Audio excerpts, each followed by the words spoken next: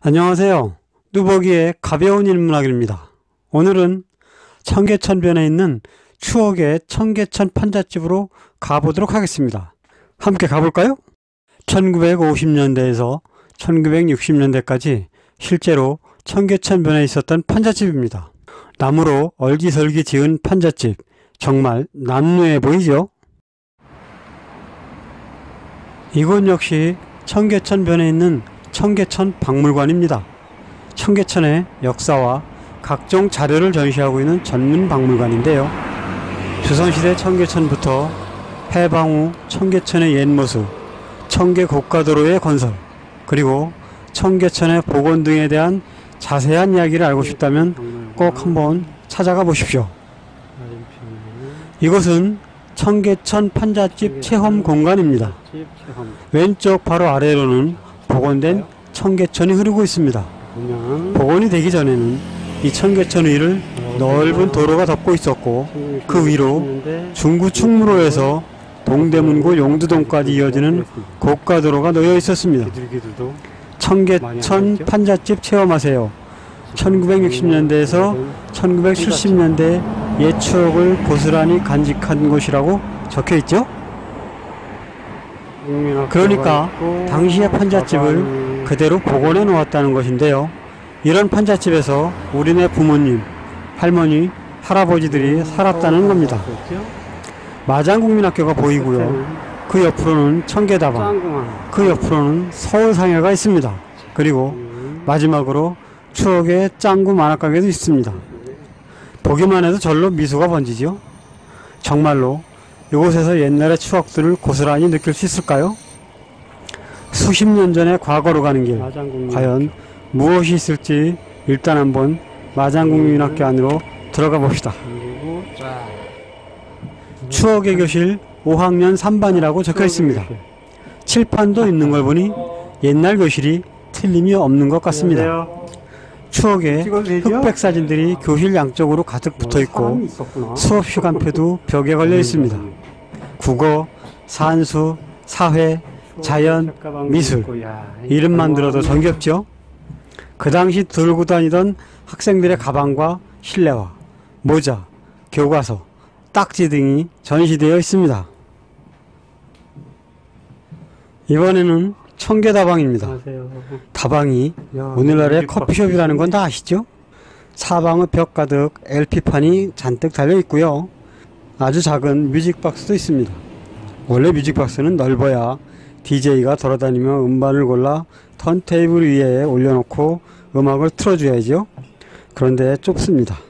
음반을 사방벽 곳곳에 걸어놓은 것이 제법 운치가 있어 보이죠?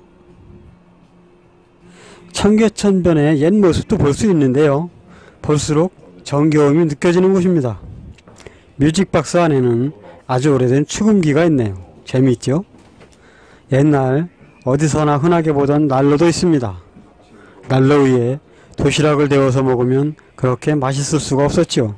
정말 추억이 새록새록 솟아나는 곳입니다.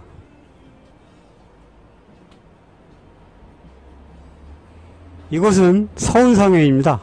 요즘에 작은 슈퍼마켓이나 편의점으로 쉽게 말하면 만물상이죠. 인형, 옷 입히기 스티커, 껌, 분유, 사탕, 음료수, 돼지저금통, 불량식품 등 온갖 물건들이 다 진열되어 있습니다. 요즘 판매되는 제품들과 비교하면 차이가 많이 느껴지죠? 요즘은 거의 쓰지 않는 성냥도 있고 담배 간판도 보입니다. 과학기술의 발달은 사회와 생활을 변하게 합니다. 그렇게 오래되지 않은 아버지 정도 세대의 가게인데 요즘과 비교하면 모든 면에서 너무 많이 변했음을 알 수 있습니다. 그래서 추억은 아름다운 것이라고 생각합니다. 사람은 늘 오늘을 기준으로 살지만 이런 추억을 간직하고 살기에 미래가 더 아름다운 건 아닐까요? 이곳은 일반 학생들의 평범한 공부방입니다. 지금의 공부방하고는 많이 다르다고 느낄 텐데요. 자, 교복이 보이죠? 중학교, 고등학교에 다닐 때까지 입던 남학생들의 교복입니다. 허름한 이부자리에 큰 가방, 오늘날의 가스레인지 역할을 했던 곤로가 있고 요강과 주전자, 항아리도 보입니다. 단칸방인지라 술상도 있지만 앉은 책상이 있는 것으로 보아 공부방이 틀림이 없는 것 같습니다. 책상 앞에 책꽂이와 함께 아침을 깨웠던 괴종시계도 보이네요.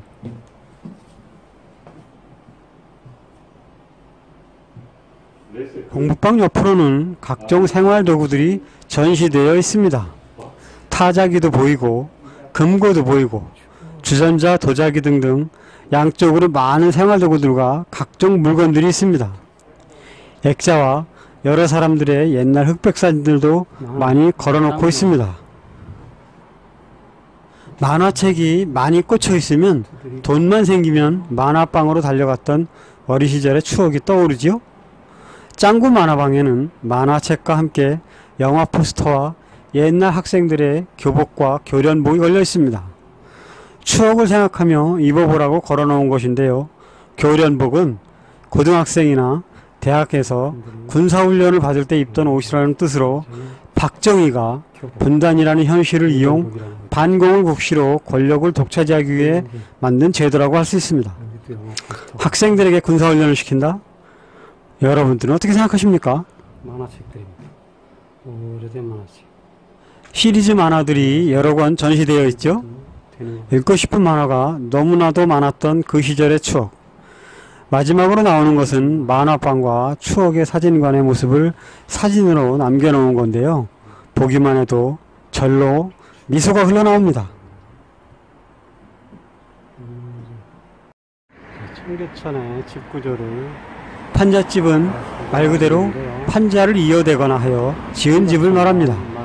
강원도에서는 옛날부터 이런 나무로 집을 많이 지었는데요. 너와집이라고 했습니다. 1960년대까지도 청계천변에는 이런 판잣집들이 즐비하게 있었습니다.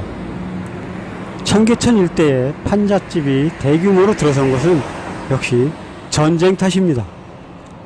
북에서 피난 온 사람들이 삶의 터전을 마련하기 위해 널빤지로 집을 짓고 살면서 판잣천이 형성되기 시작한 것이지요. 영화 포스터.